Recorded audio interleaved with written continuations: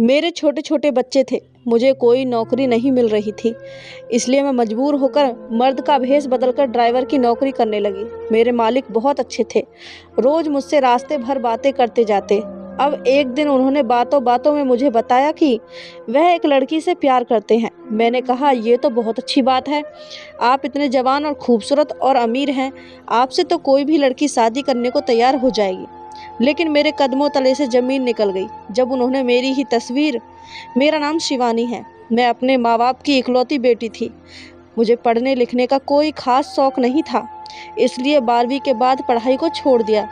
मेरा ताल्लुक़ खाते पीते ख़ानदान से था। मेरे पिताजी 3 भाई और उनकी 2 बहनें थीं। शुरू से ही मेरे ख़ानदान में जायदाद के खातिर झगड़े चल रहे थे। पापा सारा दिन अदालतों के धक्के खाते थे, क्योंकि मेरे चाचा और बड़े पापा दोनों हमारे हिस्से की प्रॉपर्टी हड़पना चाहते थे। मेरा वक्त कुछ इस तरह गुजर रहा था कि तभी मुझे खबर मिली कि मेरी सबसे अच्छी दोस्त मानवी की शादी है। मानवी के घर वाले बहुत अमीर थे। मानवी ने स्पेशली मुझे अपने हर फंक्शन में बुलाया था। मैं उसके मेहंदी के फंक्शन में गई तो घर आते वक्त काफ़ी रात हो गई थी कि रास्ते में एक तेज़ रफ्तार से गुजरती हुई गाड़ी मेरे पास आकर रुकी और किसी ने मेरे मुंह पर कपड़ा रखा और मैं बेहोश हो गई। मेरी आंख खुली तो अपने आप को एक बंद कमरे में पाया, जहां पहले ही कुछ लड़कियां मौजूद थीं। एक बड़ा सा कमरा था, जिससे मुझे समझने में ज़्यादा देर नहीं लगी कि ये एक कैद खाना है। यहाँ पर छोटे छोटे बच्चे भी थे और कुछ जवान लड़कियां भी थीं, जिनसे क्लब में डांस करवाया जाता और कुछ को तो कोठों पर बेच दिया जाता। पुलिस भी इस गैंग के साथ मिली हुई थी। इनमें से एक लड़का मुझे देखकर मुस्कुराया। उसे देखकर मुझे बहुत गुस्सा आया। वह मुझे घूरता ही जा रहा था। मैंने डर के एक लड़की का हाथ पकड़ा और उसे कहा कि किसी न किसी तरह हमें यहाँ से निकलना होगा। मैं डर के मारे कांप रही थी। मुझे अपने साथ साथ अपने माँ बाप की भी फिक्र हो रही थी। मेरे बिना उनका तो रो रो कर बुरा हाल हो रहा होगा। सभी लड़कियां रो रही थी और बच्चे भी बेइंतहा रोए जा रहे थे। मैं एक बच्चे के पास बैठी। बच्चा मुझे बहुत ही प्यारा लगा। मुझे उस बच्चे पर बहुत तरस आया। उसे देखकर लग रहा था कि वह गुस्से से ज़मीन को घूर रहा है और सोच रहा है जैसे तैसे मुझे यहाँ से निकालने का रास्ता मिल जाए। मैंने प्यार से उस बच्चे के सर पर हाथ फेरा और कहा, तुम इन जालिमों के हाथ में कहाँ से आ गए? मेरे सवाल करते ही वह बच्चा रोने लगा। तभी कुछ लोग वहाँ पर आए और सभी को भेड़ बकरियों की तरह मारने पीटने लगे और मारते हुए कह रहे थे कि चलो तुम लोगों को कहीं और जाना है। यहाँ पर तकरीबन 50 लोग थे और 25 लोगों को कहीं और शिफ्ट होना था। इस अंधेरे कैद खाने में सूरज को देखे बहुत दिन हो गए थे। कुछ पता नहीं था कि कब सुबह होती और कब शाम। यहाँ पर मौजूद कुछ लोगों से ड्रग्स सप्लाई का काम भी लिया जाने लगा। अब मुझे इस दिन का डर था जिस दिन ये लोग मुझे भी इस घिनौने काम में लगवा देंगे। अक्सर हम जिन चीज़ों से डरते हैं हमारे साथ वही होता है। अब ये लोग यहाँ पर मौजूद सभी लोगों को नशे का आदी कर रहे थे। एक दिन मुझे भी एक दूसरे कमरे में ले जाया गया। यहाँ पर मौजूद एक लड़के ने मुझे एक इंजेक्शन दिया। अब रोज़ यही होता और कब मैं इस नशे की आदी हो गई मुझे पता नहीं चला। और जो लड़का इंजेक्शन देता मैं उसके पास जाने लगी और उसे अपने मन की सारी बातें शेयर करती और खूब रोती कि ये हादसा होने के बाद मेरे माँ बाप जीते जी मर गए होंगे। पता नहीं लोगों ने मेरे माँ बाप को क्या क्या सुनाया होगा। इस लड़के ने, जिसका नाम मोहित था, मुझसे वादा किया कि एक ना एक दिन तुम्हें मैं यहाँ से निकलवा दूंगा। लेकिन इससे पहले किसी ने उस लड़के को पुलिस के हवाले कर दिया। कहते हैं खराब वक्त गुजर जाता है, लेकिन जिस पर गुजर रहा हो उसे ही पता चलता है वक्त कैसे गुजरा। एक रोज़ हम लोगों की निगरानी पर जो शख्स रखा गया था, अचानक उसे चक्कर आया और वह गिरकर बेहोश हो गया। हम सब ने इस मौके का फ़ायदा उठाया, वहाँ से निकलकर भाग गए। यकीन करिए कि उस दिन पता चला कि आज़ादी का क्या होती है। अपनी जान सबको प्यारी होती है। हम सब अंधाधुंध भाग रहे थे। कुछ लोगों को गोली लग गई और कुछ इस भगदड़ में जख्मी हो गए। मैं इतनी ज़ोर से ज़मीन पर गिरी थी कि मेरा बाजू टूट गया था। लेकिन इस वक्त इस तकलीफ़ से ज़्यादा यही सोच रही थी कि कुछ भी करके यहाँ से भागना है, नहीं तो सारी ज़िंदगी इनकी कैद में रह जाऊँगी। यह एक सुनसान रास्ता था। सड़क के साथ लगा हुआ एक घना जंगल था। मैं इस जंगल में घुस गई और बड़ी मुश्किल से जान बचाकर वहां से निकली। रात काफ़ी हो चुकी थी। सड़क पर आती जाती गाड़ियों को रोकने की कोशिश की, लेकिन रात के वक्त कोई भी लिफ्ट देने को तैयार नहीं था। मैंने पैदल ही वहां से चलना शुरू किया, लेकिन 2 दिन से भूख और कुछ नशे की आदत की वजह से मेरा चलना मुश्किल हो गया था। कुछ दूर भागने के बाद मैं वहीं गिरकर बेहोश हो गई। जब आँख खुली तो हॉस्पिटल का बेड था। मैंने देखा मेरे पास एक डॉक्टर और 2 पुलिस वाले खड़े थे। मुझे होश में आते ही पुलिस वाले मुझसे पूछताछ करने लगे। मैं डर गई थी कि कहीं जिस मुसीबत से निकली हूँ दोबारा उसी में ना फंस जाऊँ, इसलिए मुकर जाना बेहतर समझा। उन लोगों ने मेरे घर का एड्रेस लिया और मैंने देखा मेरी माँ मेरे सामने खड़ी थी। मुझे देखते ही वो चीखना चिल्लाना शुरू की। लोगों ने बताया कि मेरी माँ आज 6 महीने बाद बोली थी। जब मैं अगवा हो गई तो लोगों ने मेरे माँ बाप को ताने मारना शुरू कर दिया कि तुम्हारी बेटी तो बच्चलन थी, इसलिए घर से भाग गई। मेरे पिता ये सब बर्दाश्त नहीं कर पाए और फिर एक दिन वह ये दुनिया छोड़कर चल बसे। मेरी माँ बेटी और पति के गम में दिमागी तौर से बीमार हो गई थी और आज जब वह मुझे देखी तो चीख चीख कर रोने लगी। कुछ दिन अस्पताल में रहने के बाद जब मैं घर आई तो पता चला ये घटिया समाज लड़कियों का घर से भागना तो याद रखता है, लेकिन किसी ने अगवा कर लिया ये नहीं दिखता। हर शख्स अपनी ऐनक लगाकर बैठा रहता है और सब अपनी नज़र अपनी सोच के मुताबिक दूसरों पर बातें करना शुरू कर देते हैं। मेरे घर आते ही आस पड़ोस के लोग मेरे घर पर इकट्ठा हो गए। अब मुझसे सवालों की बारिश होने लगी कि वह लड़का कौन है जिसके साथ तुम भागी थी। एक बार भी अपने माँ बाप के बारे में नहीं सोचा? तुम्हारी वजह से तुम्हारा बाप ये दुनिया छोड़कर चल बसा। मैंने अपनी सफाई देनी चाहिए, पर किसी ने मेरी एक न सुनी, इसलिए मैं चुप हो गई। लोगों ने मेरी माँ से कहा कि अगर तुम अपनी इस बच्चलन बेटी को घर में रखी तो तुम्हें समाज से बाहर निकाल दिया जाएगा। मेरी माँ ने इन सब लोगों की बातें सुनी तो उन्होंने भी किसी से कुछ कहना उचित नहीं समझा, क्योंकि उन्हें पता था कि हमारी कोई सुनने वाला नहीं। इसलिए उन्होंने उसी वक्त मेरा हाथ पकड़ा और गांव छोड़कर शहर चली आईं। शहर में मेरी माँ की एक पुरानी सहेली रहती थी। रात के 3 बजे हम उनके घर पहुँचे। अचानक हमें अपने घर देखकर मेरी माँ की सहेली सरिता आंटी घबरा गई। उन्होंने हमें घर के अंदर आने को कहा और एक कमरे में बिठाया। अभी हम सब बातें ही कर रहे थे, तभी मैंने देखा सविता आंटी का बेटा जो पागल था हमारे पास आया और मुझसे कहने लगा कि तुम मेरे साथ खेलो। सरिता आंटी के बेटे अंकुर की उम्र लगभग 24 साल थी, लेकिन वह बच्चों की तरह बिहेव करता। उसकी जिद की वजह से माँ ने मुझसे कहा कि जाओ उसकी बात मान लो, नहीं तो ये हमें परेशान कर देगा। मेरी माँ की सहेली सरिता आंटी ने बताया कि उनका बेटा एक बहुत ही काबिल पढ़ा लिखा इंसान था, अपने कॉलेज का बेस्ट प्लेयर था। एक बार मैच खेलते समय किसी खिलाड़ी ने उसके सर पर भारी चीज़ मार दी और वो बेहोश होकर गिर गया और पूरे 1 महीने अस्पताल में रहा। उसकी हालत में सुधार तो हुआ, लेकिन इसके दिमाग का एक हिस्सा खराब हो गया, जिसकी वजह से ये बच्चों की तरह बिहेव करता है। हम माँ बेटी सरिता आंटी के घर रहने लगे। अंकुर सारा दिन अपने कमरे में पड़ा रहता या अपनी माँ से जिद करके अपनी बात मनवाता था। अंकुर मुझसे घुल मिल गया था। मेरे आने से उसे एक अच्छा दोस्त मिल गया था। वह मुझसे ढेर सारी बातें करता। धीरे धीरे करके हमारा अच्छा वक्त गुजरने लगा। सरिता आंटी का हम पर बहुत एहसान था, क्योंकि इस मुश्किल वक्त में उन्होंने हमें अपने घर पर पनाह दी। हमारे लिए यही काफ़ी था।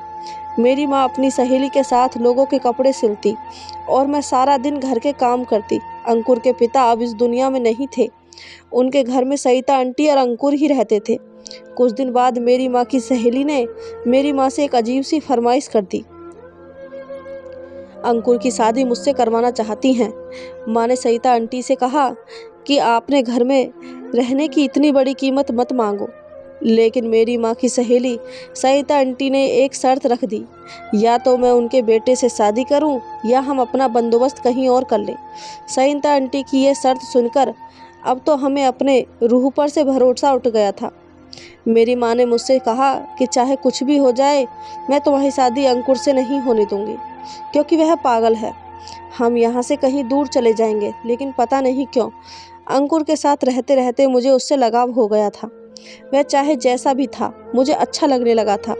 मैंने माँ को समझाते हुए कहा, माँ अब हम यहाँ से निकले तो मारे मारे फिरेंगे, हमारा कोई ठिकाना नहीं होगा, इसलिए यही बेहतर होगा कि हम सईता आंटी की बात मान लें।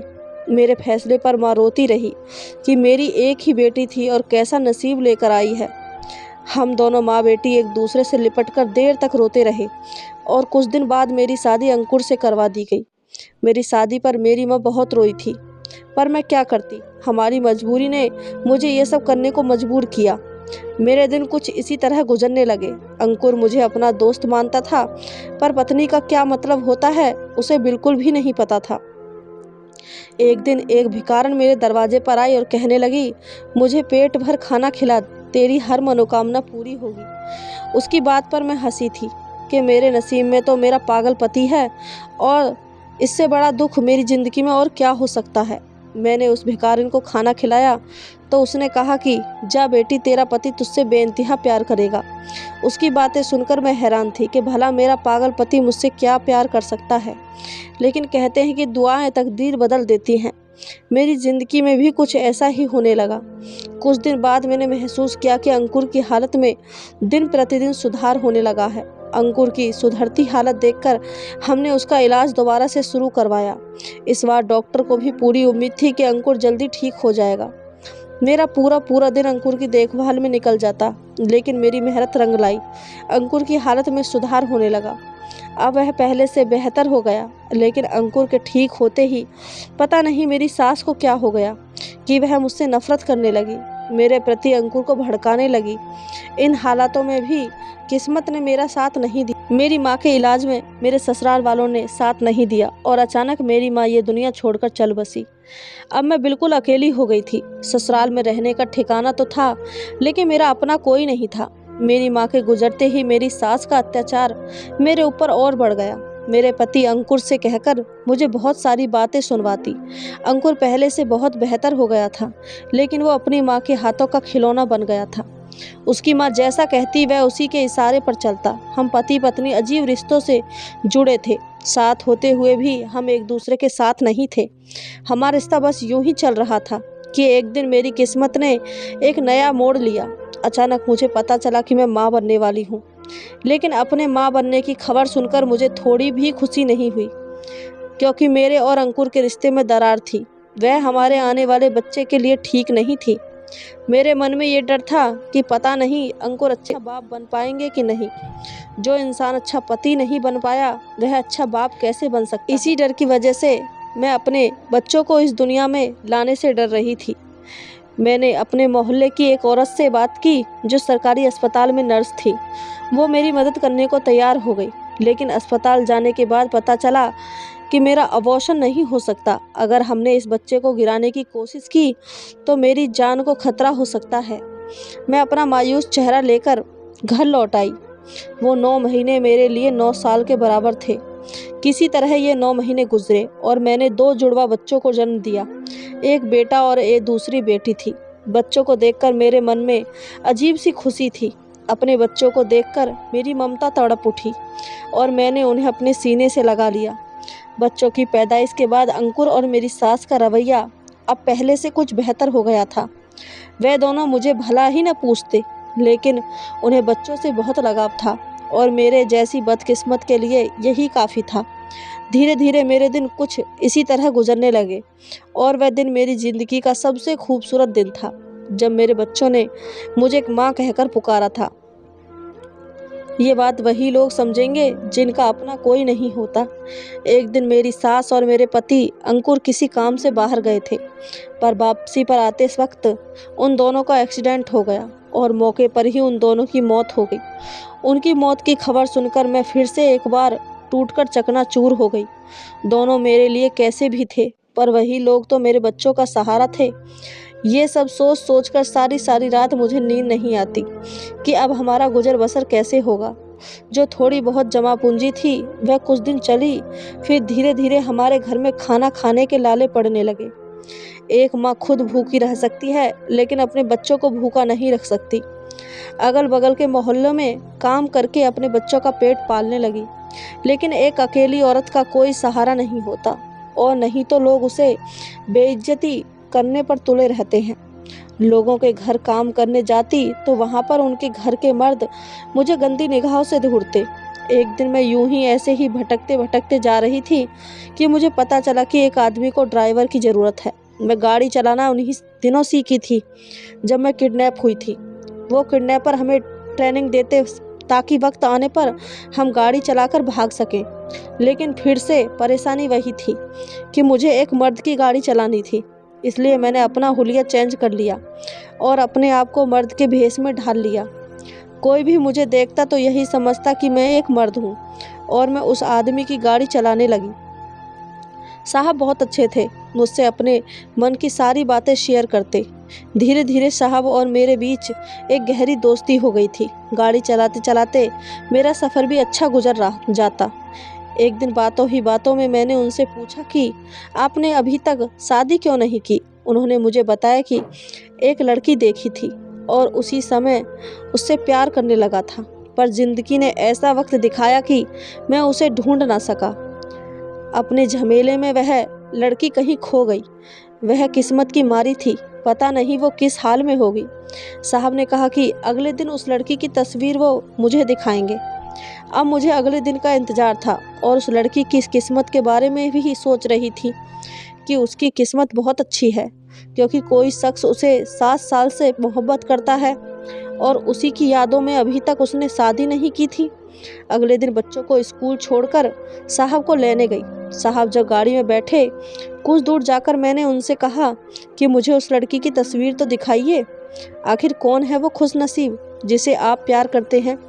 उन्होंने जब उस लड़की की तस्वीर निकाल कर मुझे दिखाई तो तस्वीर देखकर मेरे पैरों तले से ज़मीन निकल गई, क्योंकि वह शख्स तो मेरी ही तस्वीर मुझे दिखा रहा था। यह तस्वीर तब की थी जब मैं अगवा हुई थी। पता नहीं कैसे इस तस्वीर को निकाला गया था। गाड़ी अचानक ब्रेक लगने से रुकी थी। उस साहब ने कहा, गाड़ी ध्यान से चलाओ। उन्हें क्या पता था कि मैं किस ध्यान में थी। उसने मुझे बताया कि 7 साल पहले वह एक गैंग का हिस्सा थे। उसका पिछला रिकॉर्ड क्रिमिनल का था, लेकिन फिर एक दिन उसने उसका चेहरा देखा, जिसे देखकर उसने खुद से वादा किया कि वह इस दलदल से निकलेगा और उस मासूम लड़की को भी निकालेगा। उसने बताया कि मैं वहाँ पर मौजूद लोगों को नशे का आदी बनाता था, पर जब से मैंने उस लड़की को देखा था, उससे प्यार में गुम हो गया था और मैं गलत काम से छुटकारा पाना चाहता था। इसलिए मैंने खुद अपने आप को पुलिस के हवाले कर दिया। फिर मैं पुलिस का सरकारी गवाह बन गया। पुलिस ने जब वहाँ पर छापा मारा तो वहाँ पर सभी लोग फरार हो चुके थे। तब मुझे एहसास हुआ कि मैं उस लड़की को खो चुका था। तब मुझे याद आया कि उसने एक बार अपने घर का एड्रेस दिया था। मैं पूछता पूछता वहाँ पहुँचा तो लोगों से पता चला कि उसके पिता उसकी जुदाई में मर गए।